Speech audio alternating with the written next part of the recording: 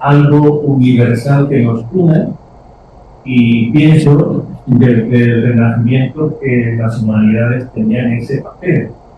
Las humanidades tenían el papel de definir en qué consiste el ser humano,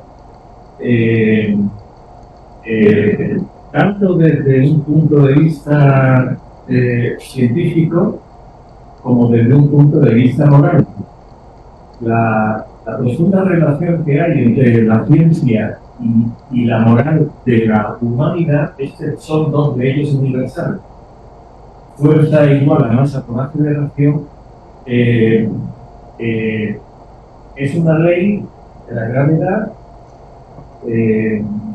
la descubre Newton, que no tiene nada que ver con la lengua inglesa, no tiene nada que ver con el whisky inglés, no tiene nada que ver con la religión inglesa. Es una ley universal que se cumple para todos los que vivimos en el planeta Tierra. Lo mismo debería de ocurrir con una moral, con una ética de carácter universal y un derecho de carácter internacional. No un derecho para unos pocos o para unos muchos, o un derecho porque yo hablo catalán o yo hablo malagueño, o como soy moreno o mestizo o amarillo o le voy al Real Madrid, necesito un derecho especial para mí. La verdad es que hay que ser realistas, y es que estamos muy mal. Ortega y Gasset, el filósofo español, decía que estamos mal, pero hay que ser realistas porque todavía podemos estar peor. Hemos pasado por una Primera Guerra Mundial, por una Segunda Guerra Mundial, y ahí se ha demostrado con el holocausto de 6 millones de judíos, 2 millones de gitanos, etcétera, etcétera, etcétera, que las humanidades no humanizan. O al menos esas humanidades que aprendimos en el bachillerato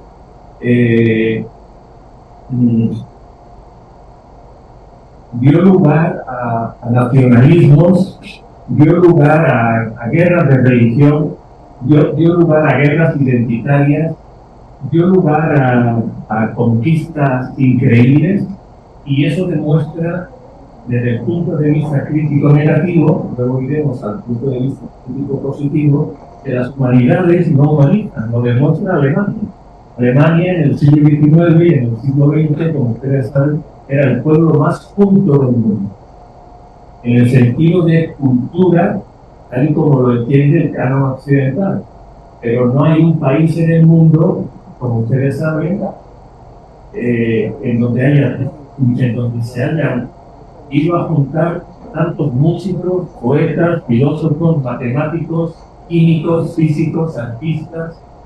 ¿Cómo es posible que se haya llevado a cabo el holocausto en el pueblo más culto de la Tierra, ¿no? Esto ha traído como consecuencia una desconfianza hacia las humanidades que nos hemos ganado a pulso. Una cierta desconfianza. ¿Por qué? Pues porque eran humanidades que sí, que tienen una cultura muy bonita, de músicos, de poetas, pero que no tienen nada que ver con el otro. No tienen absolutamente nada que ver con el otro. Porque todas esas humanidades empiezan fundamentalmente con la Reforma Protestante, aunque habría que hablar más de Revolución Protestante, empiezan por entender frente a la tradición griega, a la tradición judaica, latino, hispánica, hasta el siglo XVI, la humanidad se supone que es lo que tenemos en común, al margen de todo, al margen absolutamente de todo. La geometría, cuando Platón pone en el frontispicio de la academia, nadie entra aquí sin saber geometría, le llegan no solamente griegos, le llegan macedonios, le llegan negros de África. ¿Por qué? Pues porque lo importante no es tu forma de hablar, Lo importante es el entendimiento, pero esto lo hemos perdido, o lo estamos perdiendo. Y lo mismo ocurre con la cuestión moral. La cuestión moral, que debería de ser el batalla y campo de batalla de las humanidades, a mi juicio, pero esto es un estudio contrastado, las humanidades empiezan a difuminarse en aras de la tecnología, en aras del marketing, en aras no de la ciencia es hermosísima, sino del cientificismo. Una cosa es lo científico, que es universal, y otra cosa es el cientificismo. El cientificismo es aquel memo, aquella persona que no es un científico, que solo cree en lo que se puede pesar, medir y contar. Y obviamente, pues, aquí tenemos un problema. Entonces,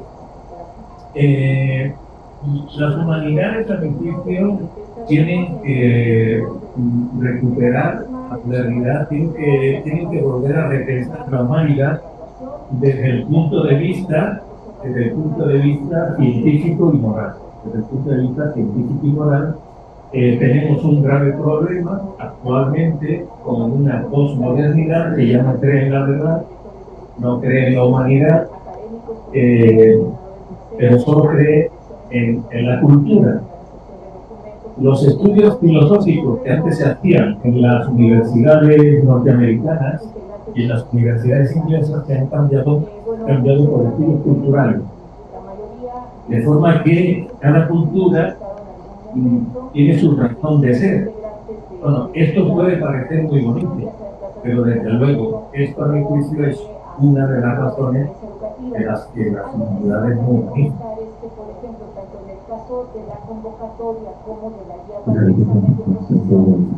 La organización, no sé, pienso en esta cuestión como por ejemplo de los cambios, los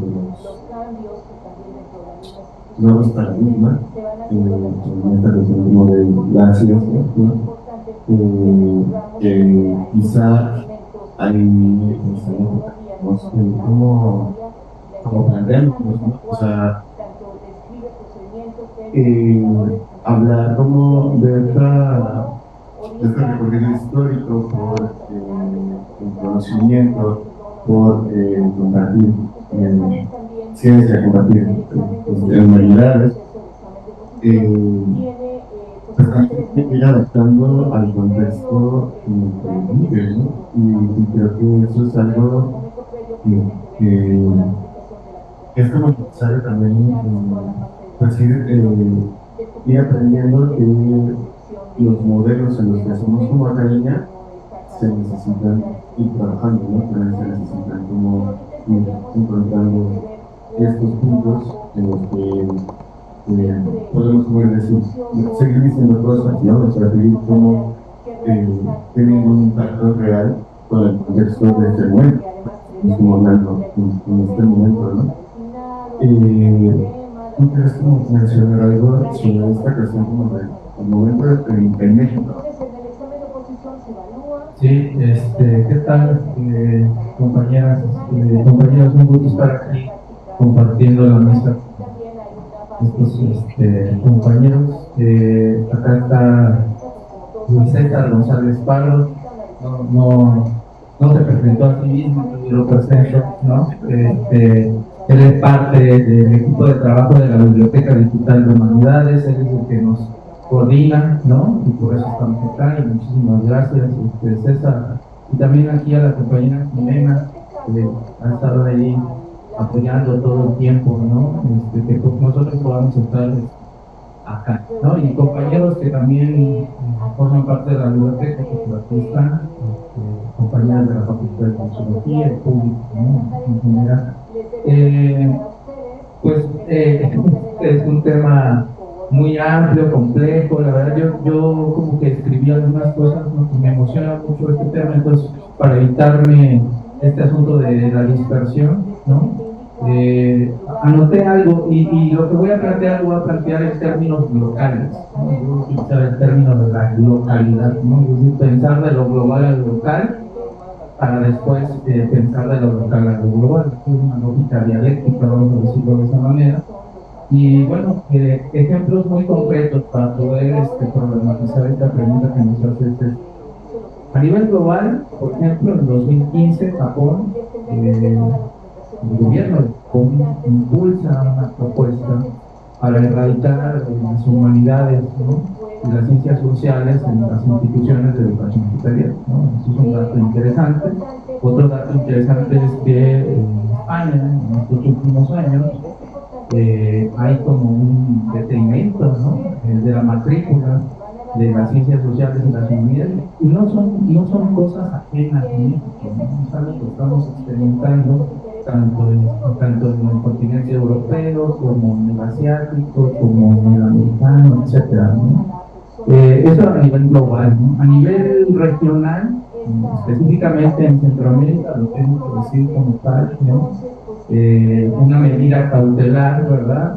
Confisca los bienes de la Universidad Jesuita, de la UCA, de la Universidad Centroamericana, y se ensañan directamente con las y los estudiantes del área de ciencias sociales y humanidades, ¿no? Eso también nos dice algo al respecto. En el caso mexicano, entre 2008 y 2009, no sucede, o sea, la verdad es que pareciera como sacado de una película de ciencia ficción, ¿no? La Secretaría de Educación Pública propone una reforma, ¿no? Integral de la educación media superior para buscar eliminar las humanidades y la filosofía, específicamente de la educación media superior en este país, ¿no? Y a nivel local, pues el caso muy particular de Veracruz, no sé si están enterados, el gobierno de Javier Duarte, pues se elimina, ¿no? De la educación media superior, específicamente de la humanidades, sociología y antropología, ¿no? Entonces, ese es el problema. Pero bueno, platicaba yo con César y con Julio, perdón, tal vez de que ese es el problema, pero ¿qué caras hacemos ante esa situación, ¿no? O sea, es fácil identificar problemas, pero bueno, ¿cuál es el siguiente paso, no? Pues a mí me parece que la creatividad es el elemento clave. Creo que eso es lo que nos hace falta a la gente que estamos metidos en humanidades y ciencias sociales. De repente tendemos a utilizar formatos como muy rígidos, ¿no? Como muy poco flexibles. Y me parece que la ciencia, las humanidades y el arte forman parte de un todo, ¿no? Entonces no nos despeguemos, ¿no? De las artes que pueden jugar un papel importante para reivindicar posicionamientos no solamente a nivel epistemológico, a nivel teórico, conceptual, metodológico, sino a nivel de tipo político. Es decir, me parece que las humanidades y las ciencias sociales, la promesa es este posicionamiento de tipo político respecto al mundo que nos rodea y estas lógicas eurocéntricas que nos han dicho cómo se deben de hacer humanidades y cómo se deben de hacer ciencias sociales, ¿verdad?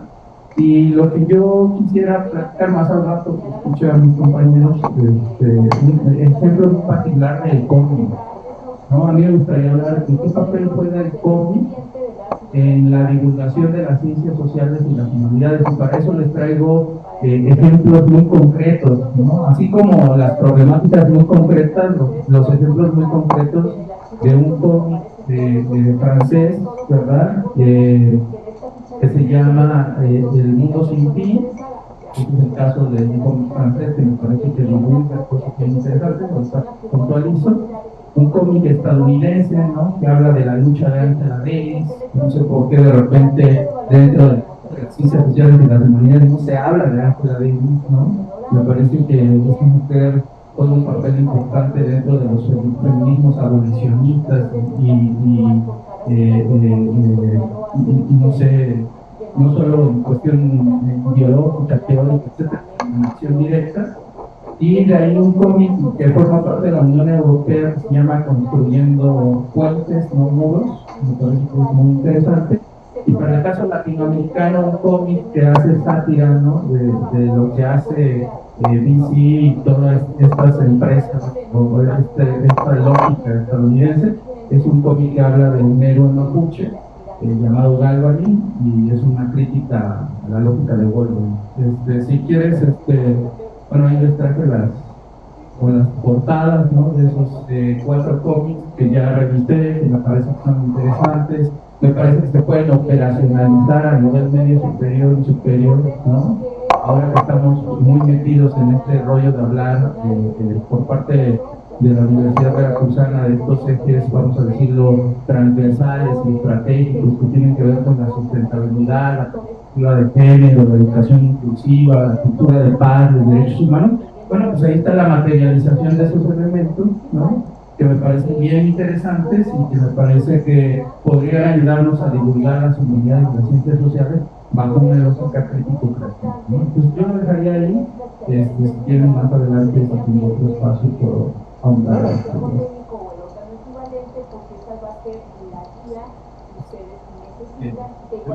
Les invito a que pensemos por qué pensamos lo que pensamos. ¿De dónde nos viene todo esto, ¿no? A mi juicio, nos viene del protestantismo. Nos guste o no nos guste, el paradigma educativo de las grandes naciones europeas, Inglaterra, Alemania, Bélgica, en parte, Estados Unidos, tiene que ver con el protestantismo. ¿Qué significa protestantismo? Significa que la única forma que tiene un individuo de saber o de intuir que puede ganar el cielo es a través del éxito económico.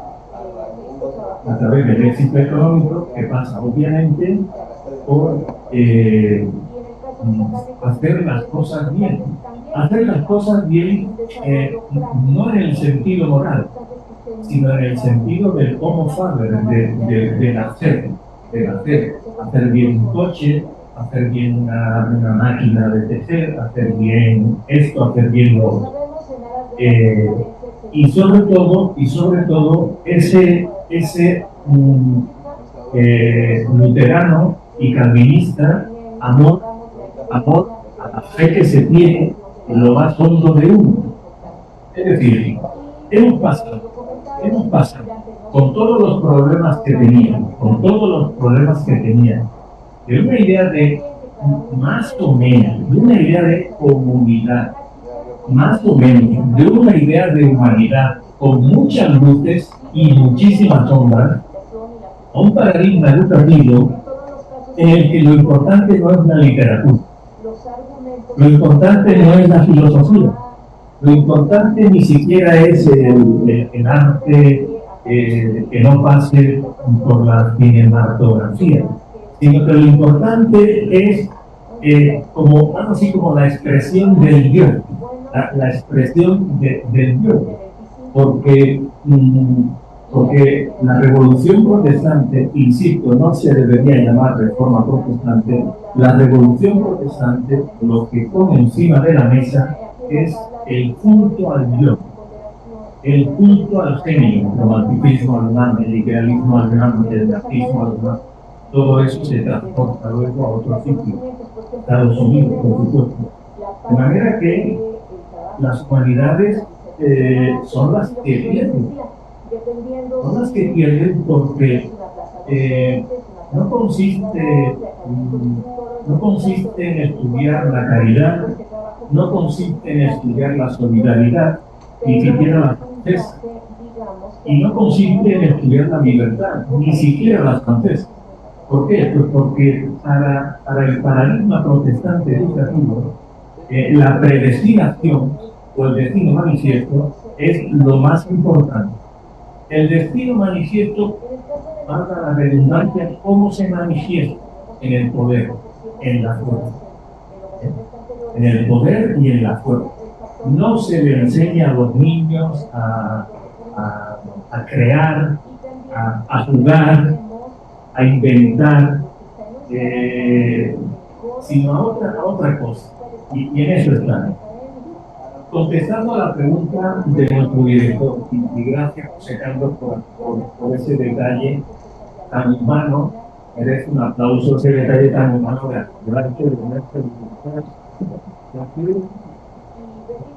estamos es verdad, somos tan individualistas que pasamos por él. O sea, estamos aquí gracias a la música. Yo les quería recordar que en el siglo IV, en la mitad final, Platón se enfrenta a los sofistas. Es por decirlo así, la primera crisis que sepamos escrita de la humanidad. Los sofistas son los que dicen que la verdad es relativa, que todo depende del color con el que se vean las cosas, que el bien es relativo, o que el bien no existe, el ser humano no se sabe lo que es. Y Platón, pues, en la República, al principio del libro 7, construye, inventa una alegoría que es famosísima y que es prácticamente el punto de partida de todas las historias de la filosofía, que es el mito de la caverna. Muy brevemente, hay una caverna en la que hay una serie de niños desde pequeños, ya son mayores, están a través de unas vergáculas pegados al suelo, tienen una serie de máquinas que les obliga a mirar hacia adelante. No pueden mirar hacia el lado. Todos están sentados con el culo, perdón, en español, en tierra, y todos están viendo lo mismo. Están viendo una muralla en la que ven pasar cosas, animales, estrellas, nubes, aguas, pájaros, tucanes, hombres, caballos, etcétera, etcétera. Los que llevan años, siglos ahí, lo que va de generación en generación, dice Platón, creen que esa es la realidad. Hasta que en un momento determinado, Platón nos lo explica, uno de ellos, a mí me da que fue una mujer, uno de ellos se levanta, consigue desarrollarse, desencadenarse, porque está viendo que al extremo izquierdo de la caverna entra un rayo de luz.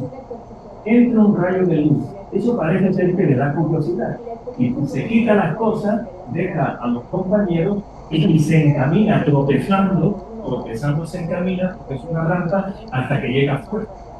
Y en el momento en que llega afuera, el sol lo deslumbra. Empieza a ver cosas reales, animales, hombres, mujeres, libros, pero el sol lo deslumbra tanto que este hombre tiene que volver a la caverna. Le da miedo eso, y vuelve a la caverna porque se cree más seguro en la caverna. Y además piensa, si ahora yo me pongo a dialogar con mis compañeros, entre otras cosas, habiendo visto que yo bajando la rampa, de donde brota ese rayo de luz, me he pegado 3 o 4 trancazos, me he hecho sangre en el labio, me he hecho sangre en la pierna. ¿Cómo les voy a explicar que la auténtica realidad está ahí fuera y no dentro? Nos tenemos que preguntar a mi juicio como familia, ¿dónde están nuestras cavernas actuales? Desde luego, esto es una caverna. Y hay un problema, y tiene que ver con lo que os he dicho antes del protestantismo, que cada vez nos comunicamos menos. Sí, estamos súper comunicados. Tenemos una súper información increíble. Bueno, el libro de la República lo tengo yo aquí en griego, en varias versiones. Tengo la versión francesa, la versión alemana, una versión inglesa estupenda del mito de la República. Y también es verdad que de hecho se puede utilizar de otra forma, en el sentido de que se ha convertido, a lo mejor quieren que se convierta en la caverna. Me ha preguntado antes nuestro querido director y sin embargo amigo, O sea, las humanidades nos deberían servir para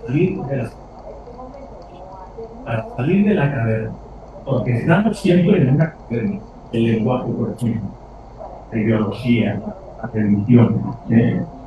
Ahora, pudiera ser que en el propio protestantismo, esto lo estoy estudiando, lo estoy investigando, llevo relativamente poco tiempo, solamente 2 años con esto, que la técnica del protestantismo tenga que ver con la predestinación.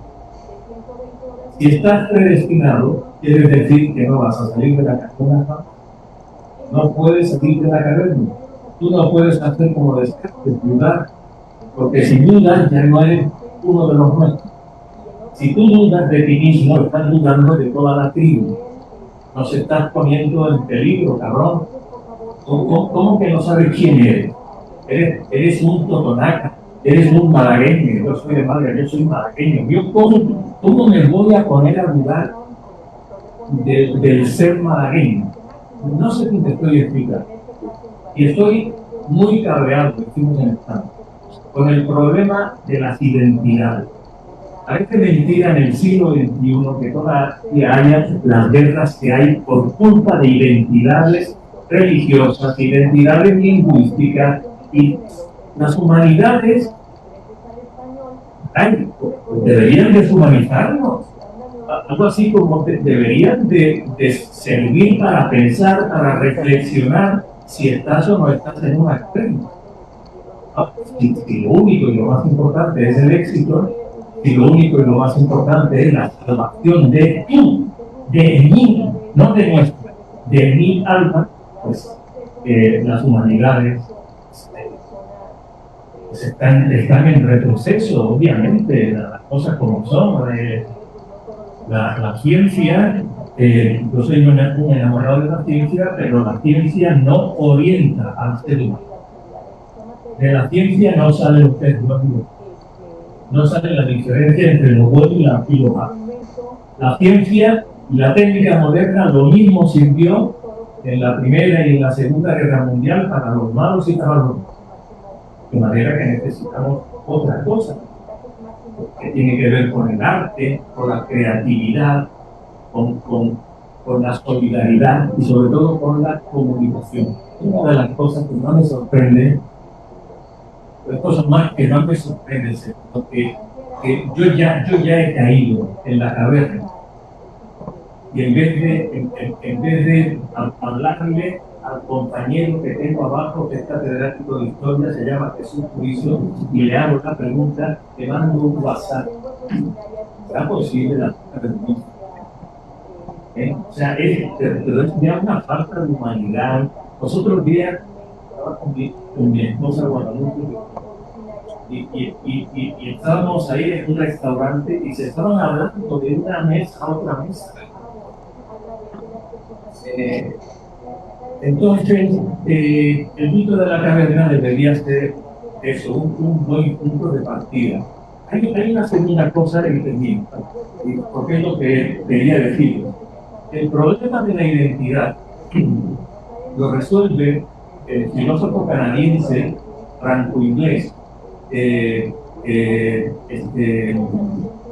las fuentes del yo, Charles Taylor dice, es casi una utopía, dice, bueno, ¿por qué no pasamos del culto de las identidades, del yo, del yo mismo, a hacer de cada uno de nosotros un artista?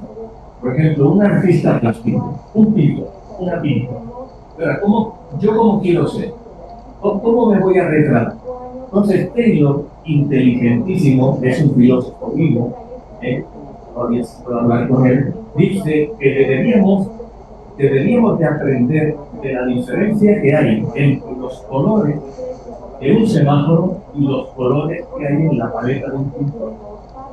Los colores del semáforo, el rojo se opone al verde y el verde se opone al rojo. El ámbar es precaución, puede servir para nada. A lo que voy es que el rojo es rojo en la psicología que le hemos dado porque así lo hemos decidido nosotros. Verde no significa esperanza y rojo no significa que te va a caer la mundial. No, es una construcción identitaria. Y piensa Charles Taylor, y yo con él, ¿por qué nuestra identidad, como nuestros vestidos, como nuestra comida, no lo hacemos como lo hace un pintor cuando hace un autorretrato? Los colores en la paleta no están en guerra. No están en guerra. Y por eso, precisamente, el pintor puede ir buscando un azul cromo, un azul violeta, un roso, el roso italiano, etcétera, etcétera, etcétera. ¿Por qué no construimos nuestra identidad desde la pluralidad del mundo y no al revés? Estoy pensando mucho en esa cuestión como de las carreras de las personas y creo que me quedo pensando mucho porque sí, si bien el celular puede ser una cadena y la tecnología en sí que tenemos como super puede ser, creo que también algo que podría ser más una cadena en la que están los mayores, quizás sería la productividad, ¿no? O sea, como no creo que esta cuestión como, por ejemplo, a veces se nos olvida, como humanistas se nos olvida, que sí las humanidades están en todos lados, ¿no? O sea, que ahorita estamos haciendo humanidades, mientras estamos mandando un WhatsApp, estamos haciendo también actos de que mientras estamos utilizando otros medios, utilizando otras expresiones y en otros lugares fuera de un habla, también estamos haciendo humanidades, ¿no? O sea, también estamos trabajando o podemos hacer, no sé si podemos hacer. Y hay, creo que una cuestión que me preocupa mucho en este sentido es sí cómo nos vamos alejando, cómo nos vamos deshumanizando, pero creo que más allá de pensar es que nos estamos deshumanizando porque la tecnología, por ejemplo, la inteligencia artificial, que hubo un foro bastante bueno en la FIO, el foro de Tele, nos está alejando de personas. Y creo que al final de cuentas son aspectos que están ahí, que van a estar ahí ya en nuestra cotidianidad de forma cotidiana por mucho tiempo, ¿no? Entonces, ¿no será más bien que nosotros nos estamos alejando un poco de la realidad en la que estamos viviendo? Nos estamos como fundamentando mucho en hacer humanidades desde lo teórico, como aprendimos que tenían que ser las humanidades, y no como intentando reformular el discurso de las humanidades. Y en ese sentido, lo digo, o sea, por ejemplo, está el caso de los mencionar José Carlos, pero no solamente en cuestiones de formato, ¿no? O sea, ahorita hemos estado hablando del acceso abierto, que es una forma en la que podemos llegar a un mayor público. Tenemos expresiones o vías diferentes para llegar, como si el cómic, como si por ejemplo los podcasts, como por ejemplo no sé, las cuestiones audiovisuales, incluso por ejemplo lo que mencionaba hace rato, las cuestiones como por ejemplo el ensayo del video o de cuestiones del ensayo en fotos, e incluso de contenidos, ¿no? O sea, normalmente, por ejemplo, traen los libros, esto se llama Futbolítica, y es un texto que precisamente habla como de hacer política o posicionamientos políticos a partir de equipos de fútbol que tienen ciertas características sociales. Entonces, a partir de lo sociológico, toca el fútbol, ¿no? Lo que se le escribe Ramón Lozano. traigo lo que también sacó la UB a partir del periodismo, lo más famoso de las botas y el capuchismo, ¿no? A partir del fútbol, a partir de un texto periodístico, nos está hablando de un conflicto bélico que se hizo previo al Mundial del 70 entre Salvador y Honduras, ¿no? Y acá tengo otro que es ahorita en la FILU, que es de Carlos Kovic, es bien, conoce, se llama País sin Techo, en el que nos habla sobre el derecho a la vivienda y cómo a partir de 5 estudios de casos diferentes, pues en realidad aspectos como la gentrificación nos están pegando durísimo y enfrente de nosotros no nos estamos comunicando. Pero desde una exclusividad, Carla es abogada, pero más allá de los que estemos como legales y como delegados, lo hace como desde una exclusividad mucho más cercana, porque aparte de ser abogada, también ella tiene presencia, por ejemplo, en redes como TikTok, ¿no?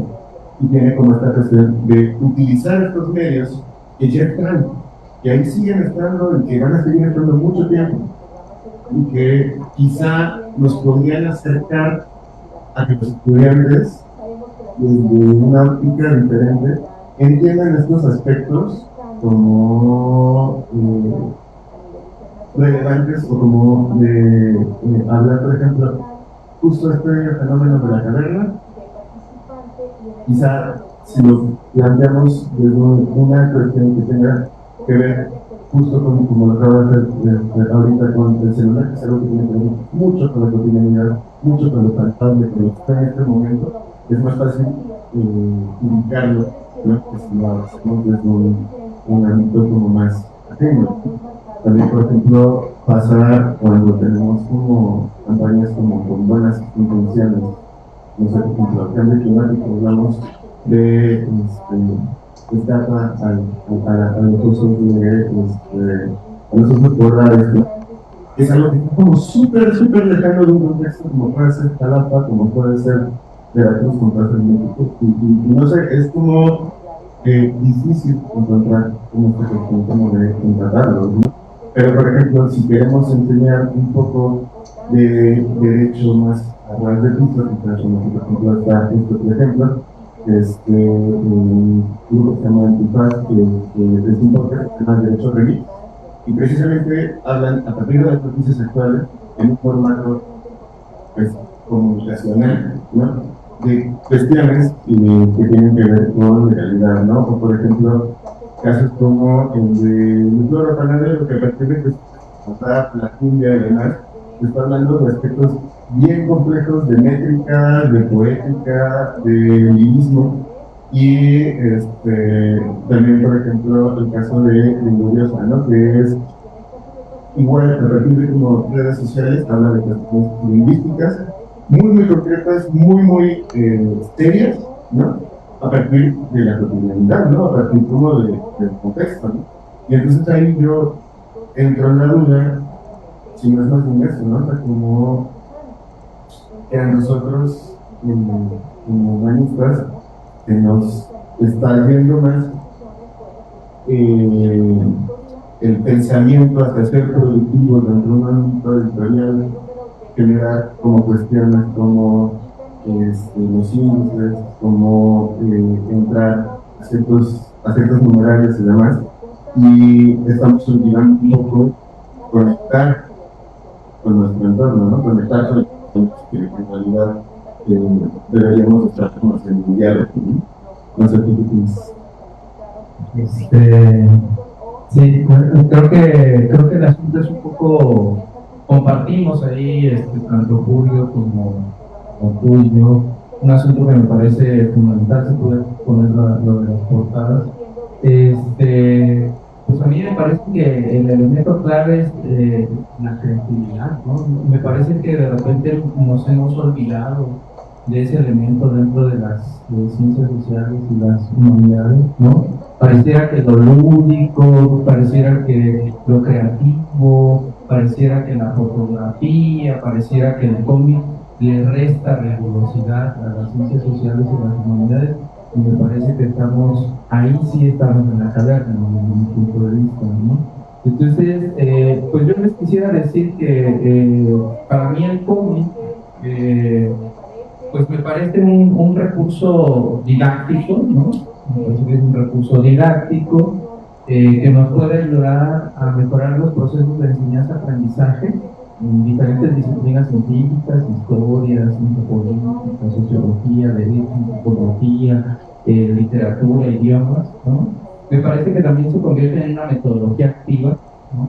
Es decir, busca la estimulación, busca la imaginación, la reflexión, pero sobre todo la autonomía creativa, ¿no? Sería súper chido poder pedirle a un estudiante que nos cuente la historia del origen histórico de la sociología a partir del cómic. O sea, eso sería súper interesante, o la reivindicación del papel de las mujeres o de las fundadoras, porque también no hay que olvidar que las ciencias sociales en particular y las ciencias en general pues son altamente patriarcales, son sexistas, son racistas, ¿no? Y yo creo que es importante decirlo, denunciarlo, ¿no? Me parece que es un modelo para lograr aprendizajes significativos dentro y fuera del aula. ¿Y cuáles son las premisas para sostener esto, no? Porque no nada más es puro rollo, ¿no? Las premisas es la humanización, como lo dice el título, ¿no? Los seres humanos hemos utilizado la secuencia de imágenes como elementos comunicativos y educativos, y si no, pues están los jeroglíficos en Egipto, ahí están los vitrales en la arquitectura gótica europea, ahí están los códices del mundo prehispánico, ¿no? Del mundo antiguo, como lo quieran nombrar, ¿no? Y por eso me atrevo a decir que el cómic es un conducto narrativo didáctico, ¿verdad? Porque me parece que es una fórmula léxico-pictográfica, ¿no? Que nos ayuda a identificar contextos, es decir, tiempos, espacios y lugares, así como hechos, fenómenos, procesos y personajes, ¿no? Me parece que es un testimonio en torno a la diversidad contextual, el reflejo de mentalidades individuales, pero también colectivas, ¿no? Y me parece que se nutre de tres grandes códigos, ¿no? Lo visual, las viñetas, los planos, los ideogramas, ¿no? Las imágenes y símbolos, lo gestual, que es la escenificación de espacios y lugares, y lo verbal, ¿no? Que son los diálogos y las onomatopeyas, ¿no? Por ello, me parece que sería interesante preguntarnos qué ayuda a estimular el cómic, ¿no? Pues me parece que puede ayudar a motivar a estudiar humanidades y ciencias sociales. Imagino que un estudiante de bachillerato se acerca al cómic de Angela Davis y quizás le encuentre sentido a la lucha actual feminista, por ejemplo, ¿no?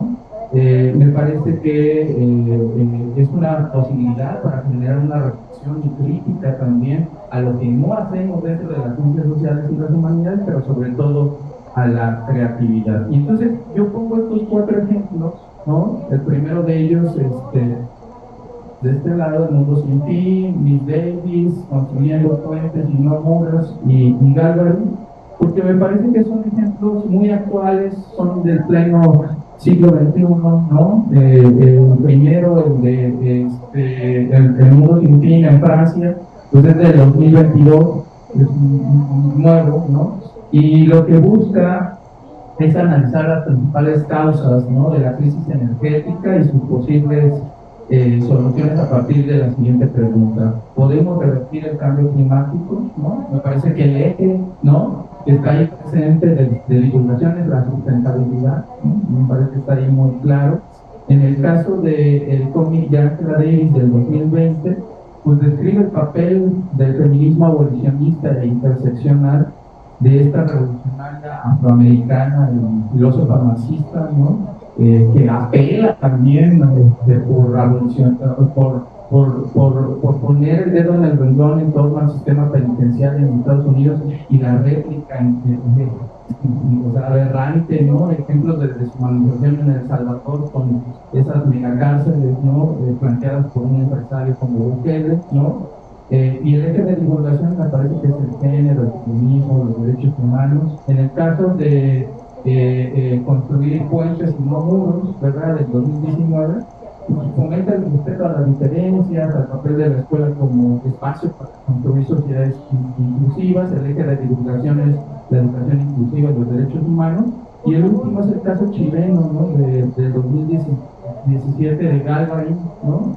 Que analiza el papel de Galvarín, ¿no? Un héroe mapuche que luchó contra la colonización de España. Y el eje de divulgación es muy claro, son los derechos humanos, ¿no? Entonces, quizás los puristas, las puristas de las ciencias sociales y las humanidades pudieran decir, bueno, pues eso es un juego de niños, ¿no? Es un juego de niños, ¿no? Me parece que es una posición altamente adultocéntrica, con a instituciones disciplinarias adultocéntricas que han reproducido lógicas de las ciencias sociales y las humanidades, pues muy aburridas, que ya no les dicen nada al niño, ¿no? Entonces, creo que la creatividad, ¿no? Podría ser un elemento clave, y yo con esto voy a cerrar citando a un filósofo mexicano, Guillermo Hurtado, en el 2021 le hacen una entrevista y él cita a un integrante de la Organización Mundial del Comercio, si es correcto, la OMC, que se atreve a decir que las humanidades y las ciencias sociales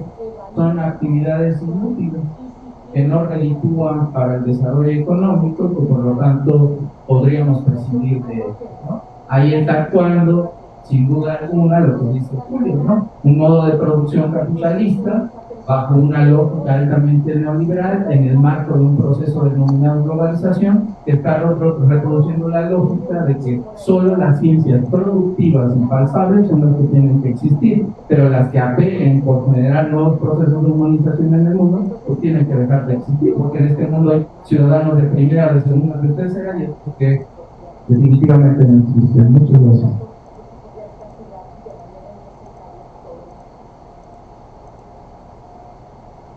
Bueno, un poco de debate, ¿no? Yo no, desde un punto de vista histórico, no estoy conforme con ese mantra que se tiene en México y en los demás países en donde hubo España, al parecer, tenía colonias. Hay un problema con la historia, y es que la historia, si no la historia de verdad, no te enteras de nada.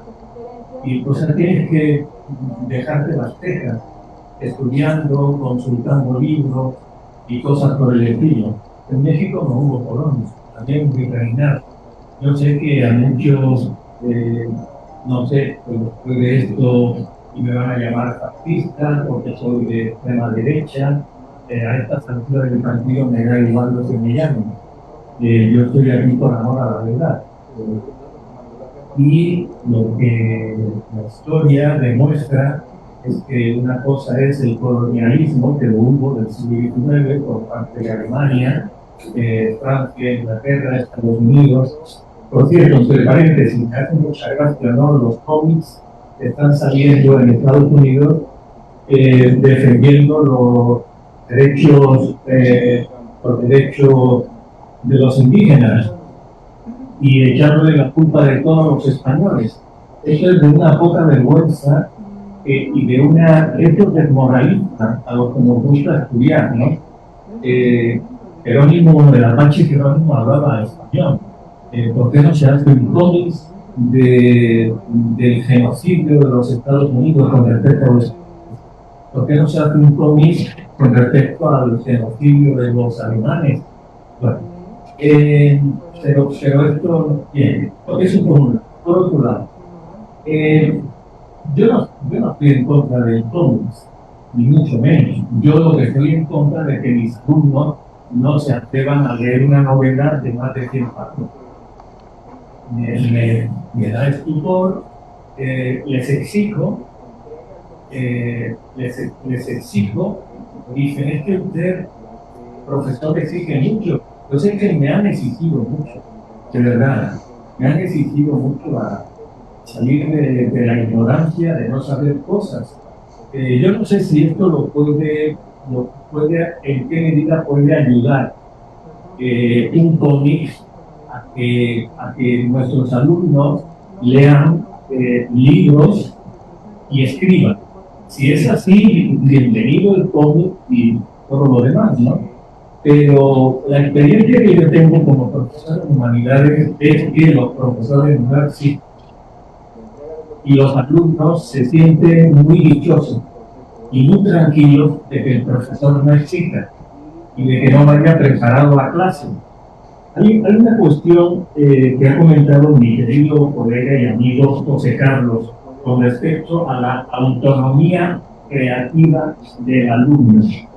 Hay que tener muchísimo cuidado con esto, desde mi punto de vista, pero no puedo corregir. Claro que a cualquier ser humano hay que animarlo a que tenga una autonomía con respecto a la expresión, con respecto a la toma personal, pero no podemos, a mi juicio, y yo estoy aquí para que me corrija, a nuestros alumnos no podemos animarles a que inventen la historia, a que inventen la medicina. Oiga, haga usted del cerebro, del sistema nervioso, haga usted una creación autonómica. No.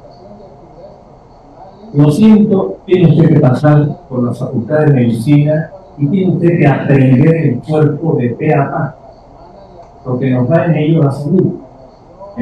Y puede ser muy creativo el día de mañana, Dios lo quiera, como cirujano, y puede incluso inventar una válvula nueva en el corazón para que pueda haber trasplantes de marranos a personas.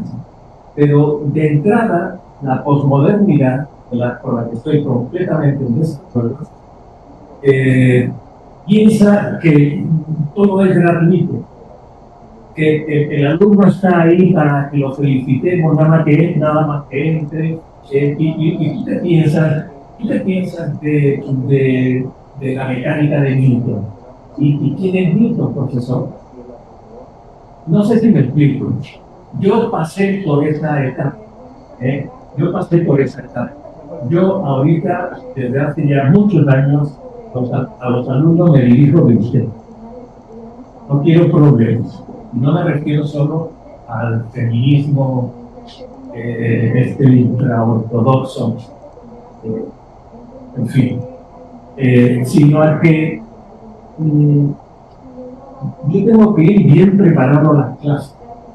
Es decir, si yo tengo que explicar, si le tengo que explicar a los alumnos de literatura o de filosofía Antígona, yo tengo que ir, pero con el contexto de Antígona, con las palabras griegas, con el significado de las palabras griegas, con el trasfondo filosófico, político, y eso, a mi juicio, en humanidades hay por parte de los profesores en general como, no sé cómo les diría, como si les diera miedo exigir, y no es exigir. O sea, esto no ocurre en medicina, o no debería ocurrir en medicina. Bueno, yo si me equivoco hablando de Séneca el miércoles, el jueves lo aprendo. Pero un médico o un matemático, si se equivoca, a lo mejor toda una generación va a estar equivocada y va a confundir el cerebro con el estómago. A lo que voy es que a mí me parecen muy bien todas las novedades, pero yo, mis alumnos, cada vez leen menos y lo que más me preocupa, cada vez escriben menos. O sea, les mando, me tienen que hacer por favor, pagamento de una semana. 20 páginas sobre el Zaratustra de Nietzsche. Profesor, pero ¿cómo 20 páginas? Y claro, con el problema que tiene que te traen las páginas, pero te las traen copiadas. Aún no se han enterado de que gracias a la propia técnica hay un aparato, por si alguien no lo conoce, está a disposición de todo el mundo, en el que te indica lo que ha copiado y de dónde lo ha copiado. nosotros, a mi juicio, no ya como humanistas, como profesores, tenemos una exigencia del trabajo bien hecho. Y si un alumno en vez de un 7 puede sacar un 10, hay que animarle que saque un 10. Saca un 10, y lo van a vestir la sociedad. Bueno, esto es lo que quería comentar. Yo creo que sí, esto podría ser como con muchos puntos en la mesa. Por ejemplo, ahí yo creo que hay una cuestión que es que quizá también no podemos pensar que la forma de leer es la misma forma de leer de hace 30 años que no se puede ver. También la forma de leer no solamente como lees un libro impreso, ¿no? O sea, mi hijo no lee de la misma forma de que yo leo. Y no es porque sea menos doctor, ¿no? Pero eso es un debate que podría alargarse muchísimo más. También esta plática podría alargarse varias semanas más y ojalá haya otro derecho al conocimiento para que lo podamos seguir platicando. Pero pues ya estamos un poco en la hora. Entonces, pues ya es que ya tenemos que cerrar la mesa, ya tenemos que ir despidiéndonos. Sería fantástico que también tuviéramos la interacción del público, pero tendremos en una siguiente ocasión. Me gustaría pedirle a la doctora Serena Reyes que estuvo acompañándonos en la mesa, porque ha llegado ya el momento de clausurar las jornadas de derecho y conocimiento. Ya.